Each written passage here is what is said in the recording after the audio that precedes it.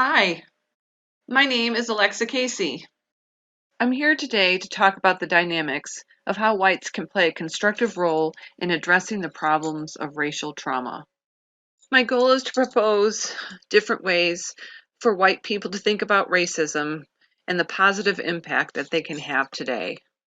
Let's begin with Black Lives Matter. Please take a few minutes to consider your own reactions to Black Lives Matter. Share your impressions about the name, what they do, and how you feel about what is happening. Keep those thoughts and ideas for yourself. We'll come back to it later. What does racism look like? What are some thoughts you are having about racial trauma? I am confident that most of us on this webinar have very similar views about racism. We find the idea of racial superiority to be reprehensible. We are angered by white people who openly denigrate people of color, and we are shocked and discouraged by what happened in Charlottesville. The inhumane treatment of immigrants and children put in cages, as well as the brutal death of George Floyd by the police, has now sent millions of white people to protest along with blacks in the streets. The orange-haired man in office is yet another testament to how ingrained our racism is and has been. I think it's safe to say that many of us here are quite appalled at the clear racist behaviors running rampant in our country today. Most of us would agree with the following. I am not a racist. I believe that all people are equal. I do not believe that race determines whether a person has more or less worth. On a conscious level, we are clearly in support of equality among the races and believe everyone is created equal. As whites, many of us identify as being on the right side of this issue. We are in support of equal rights for blacks, for women, for those of a different sexual orientation, and so forth. We have no doubts that everyone was created equal and are comfortable speaking up when clear violations have occurred. Many of us are not happy with our current state of the world. It appears that the current civil rights movement may prove as a catalyst to even greater changes in our institutions that has potential to make a real difference in Black lives and other people of color. We shall see. Now, before I move on, I want to discuss self-deception. To begin, most of us are programmed to have a positive image of ourselves. While we may have had a critical parent in our childhood, we still aim to see ourselves as caring, thoughtful, and knowing. We establish belief systems that often reinforce our sense of self. These belief systems often make it difficult to view anything that might tarnish our more positive view of ourselves or bring to question our skills and abilities. Sometimes good people do bad things, and it's difficult to explore that darker side. Research has shown that seeing ourselves in the most positive terms is adaptive and actually elevates our social status. Because of our own self-bias, information presented to us that might cast us in a negative light will most likely be rejected, often automatically. Our aim, often unconscious, is to bolster our own sense of self. We will continue to find proof to reinforce our positive self-image, also referred to as a confirmation bias. At the same time, we will deny or ignore any evidence that would suggest that we aren't capable or intelligent or willing to do the right thing in a difficult time. Overall, it can be very difficult to view ourselves in a negative light. This bias often leads to self-deception, which in my opinion gets in the way of white people truly understanding what it means to be Black in America. To begin, we may tell ourselves the following: I have many Black friends. I'm colorblind. I don't see color. I belong to the NAACP and support them financially. I've attended many Black Lives Matter protests.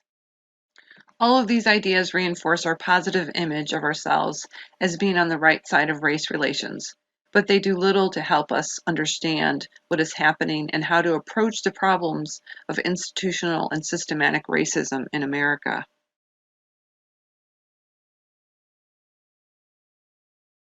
I played 400 rounds of Monopoly with you, and I had to play and give you every dime that I made.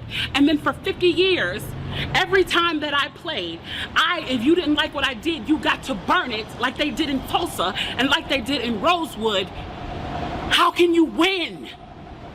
How can you win? You can't win.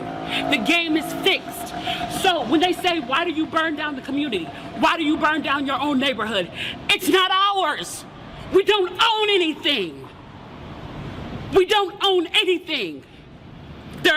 Trevor Noah said it so beautifully last night. There's a social contract that we all have, that if you steal or if I steal, then the person who is the authority comes in and they fix the situation. But the person who fixes the situation is killing us. So the social contract is broken.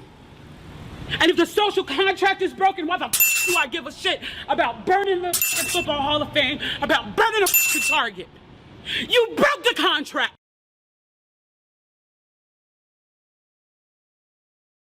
What I'm going to share is a bit trickier to hear. As I mentioned, self-deception is a powerful influence. What happens next is that it's easy to say that it has nothing to do with you and this is not who you are. Please keep that in mind, and I'm asking you to hang in there with me without shutting down. Most people will tend to shut down because this is difficult to hear and even harder to accept. And it runs counter to our conscious beliefs about race. It's a paradox. We can look at historical examples where George Mason, who authored the Virginia Bill of Rights, and refused to sign the Constitution because it did not free slaves. Even Benjamin Franklin, an ardent spokesperson against slavery, had slaves. So here are some issues that have to be explored further and can be rather difficult. These issues we are facing today are not new. Many whites have done very little to engage in the political process in order to reduce the gap between blacks and whites. Social scientists have grappled with how the vast majority of white Americans are committed to the principle of racial equality while simultaneously rejecting policies that would close the gap. In other words, white people aren't doing enough to help blacks and actively rejecting policies that could help blacks. Consider that over 50% of Trump supporters believe that blacks are more violent and criminal than whites, but around 30% of the Hillary supporters believe the same. 40% of Trump supporters believe that black people are lazier than whites, and over 25% of Hillary supporters have believed the same. It's clear that white Democrats also hold racist views too. Liberal and progressive whites may express very strong sentimentality, but at the same time do nothing to help move policy that would reduce inequality between blacks and whites. Feeling angry without action isn't helpful. On a more personal level, whites won't confront others who show a lack of respect for blacks or other people of color.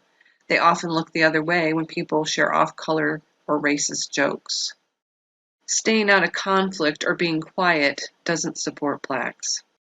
Or maybe your white daughter calls you from college and shares that she is dating a black guy. You worry more about that relationship than you did last year when she was dating a white guy. And you tell yourself that you're worried about how others will treat the new couple. You're okay with blacks as long as they don't become part of your own family. As a white person, you are discouraged about the racial inequality, and you tell yourself you don't have much control and you really can't do anything about it, so you do nothing about it. You find justification for not taking action because it seems too overwhelming. So you vent over coffee, but you stop there and feel like you're doing something important. But guess what? You're not.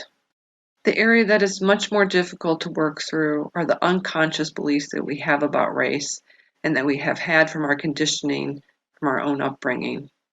We learn from our families, our communities, how to think about blacks and whites. And while we may believe very differently than our own families taught us, our conditioning is still with us. And these unconscious beliefs continue to influence us and the choices that we make. How was it for you to consider the examples listed above? Did one or more apply to you? If so, are you willing to tackle it so that what you do will matter to truly help Black lives? Besides being aware of how self-deception can negatively impact on truly understanding what it means to be Black in America, I believe it's important for white people to strive for greater understanding.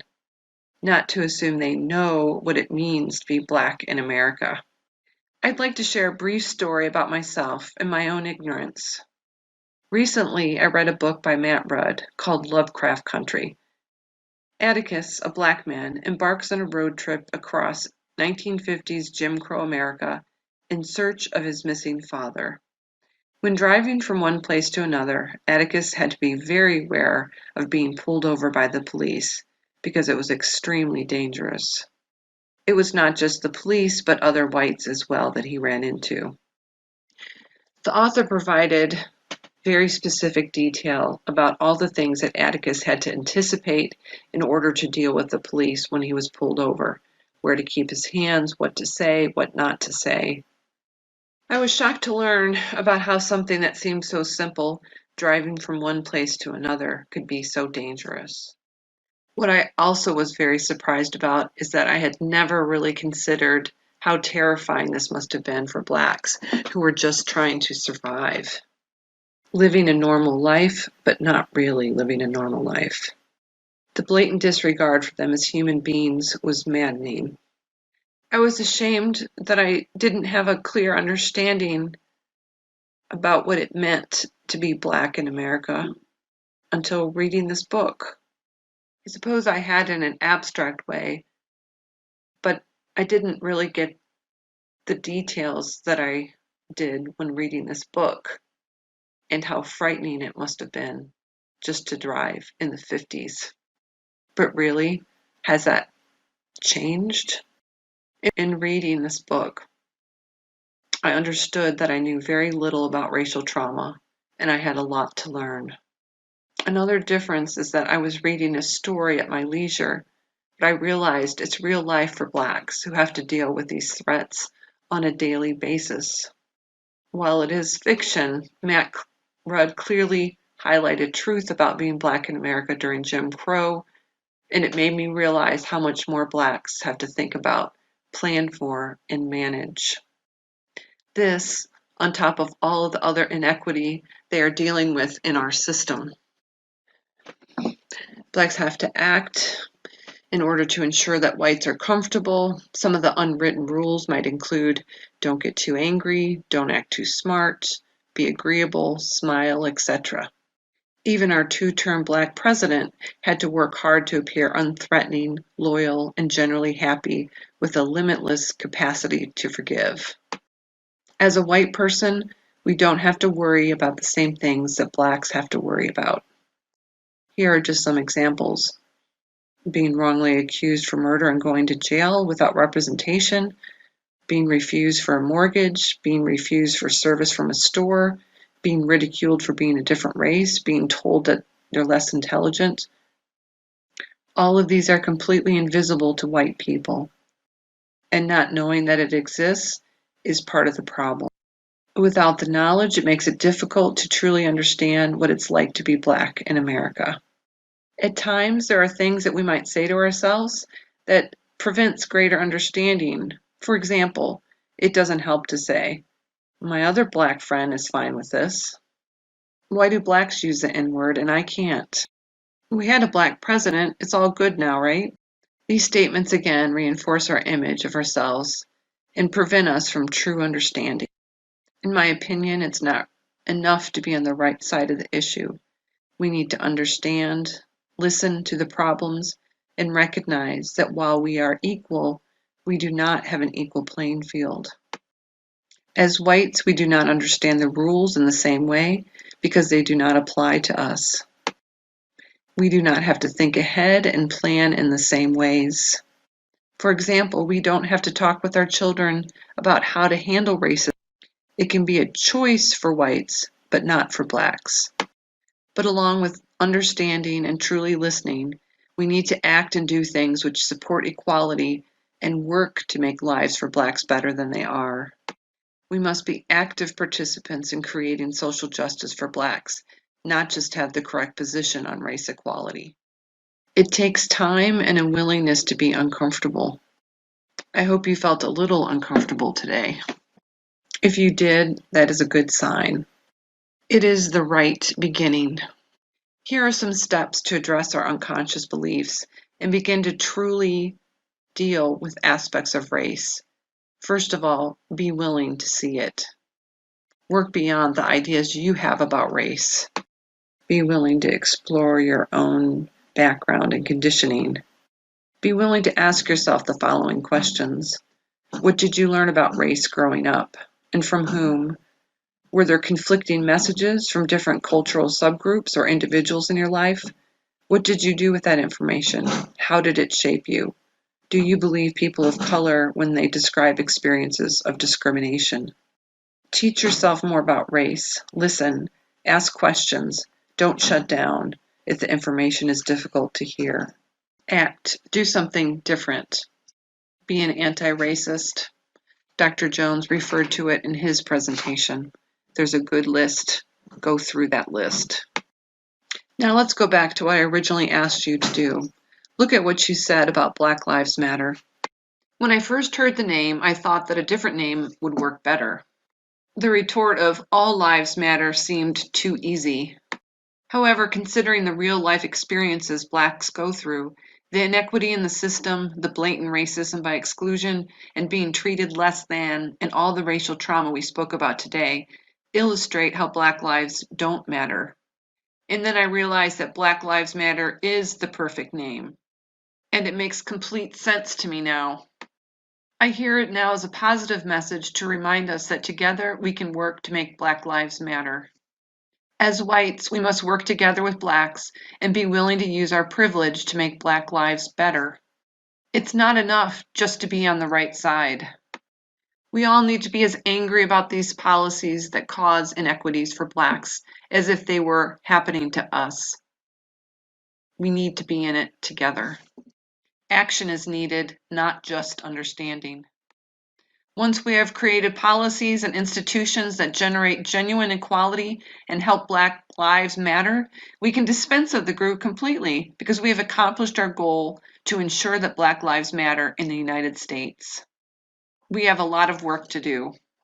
Are you ready to help us? Thank you for being here today.